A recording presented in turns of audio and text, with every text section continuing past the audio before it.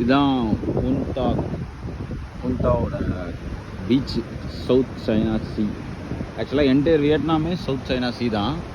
அதில் இந்த பீச்சும் கேண்டாக் ஐலாண்டோட பீச்சும் வந்து ரொம்ப சூப்பராக இருக்கும்.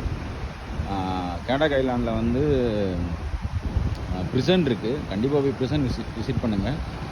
இந்தியாவிலேருந்து வர்றவங்க வெறும் ஹோச்சிமின் மட்டும் பார்க்காதீங்க. புன்தாவ் வாங்க, கேண்டாக் போவாங்க,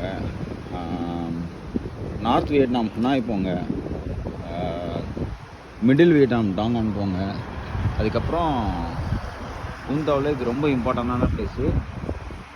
மார்னிங் 4-5 ஹவர்ஸும் ஈவினிங் ஒரு 5 ஹவர்ஸ் டு 5 o'clock வரைக்கும் இது ஓப்பனில் இருக்கும். நம்ம பிரேசிலில் பார்க்குற மாதிரி தான் இது. சேம் செட்டப்பில் தான் இருக்கும். ரொம்ப சூப்பரான பிளேஸு. இங்கே கண்டிப்பாக வாங்க.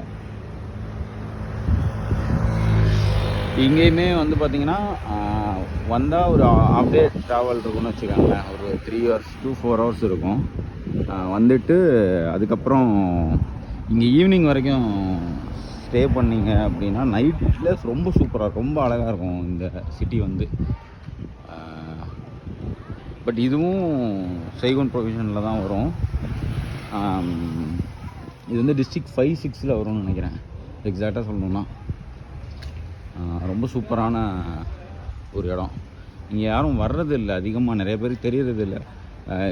இது ஃப்ரெஞ்சு காலனியில் இருந்ததுனால வியட்நாமை மேக்ஸிமம் எக்ஸ்ப்ளோர் பண்ணுறவங்க வந்து ஃப்ரெஞ்சு பீப்புளு, யூஎஸ், ஜெர்மனு, இவங்க தான் நல்லா எக்ஸ்ப்ளோர் பண்ணுறாங்க. நம்ம பீப்புள் எல்லாருமே வந்து ஒன்று ஹனாய் வர்றாங்க, ஒரு 2-3 நாள் இருக்கிறாங்க, கிளம்பிடுறாங்க.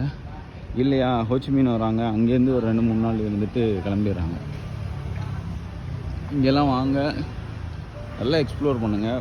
அட்லீஸ்ட் ஒரு 30 to 40 days ஸ்பெண்ட் பண்ணிங்கன்னா என்டையர் வியட்நாம் அட்லீஸ்ட் கவர் பண்ண முடியும். ரொம்ப சூப்பராக இருக்கும்.